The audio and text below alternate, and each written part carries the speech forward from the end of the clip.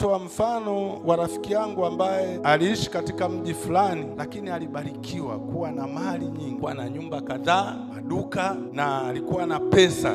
Na katika jamii iliyomzunguka alikokuwa anaishi, alikuwa ni mtu maarufu. Lakini huyu bwana sijui ilikuwaje, bahati mbaya sana hakupata elimu hata darasa la kwanza kusoma. Kwa hiyo hakuwa anajua kusoma wala kuandika. Na miradi yake, mke wake na kijana wa kazi aliyemwaminifu walimsaidia kwa kumshauri kufanya mahesabu, lakini yeye kwa bidii zake alienda kufunga mzigo akiwa na yule kijana, akaleta, akajenga nyumba zingine, akaongeza maduka, na pesa ikaongezeka, na mambo mazuri yakawa yamemzunguka huyu rafiki yangu. Mapungufu, alikuwa na udhaifu wa kuwa hana uwezo wa kusoma wala kuandika. Sasa huyu rafiki yangu badala ya kujiendeleza kutafuta hata mwalimu wa siri, bwana nifundishe, mimi nataka nijue kusoma na kuandika, niweze kusoma, niweze kufanya mahesabu vizuri, nifurahie baraka Mungu alizonibariki. Huyu bwana alitaka aishi kama watu waliosoma, tena sio elimu ya kawaida tu,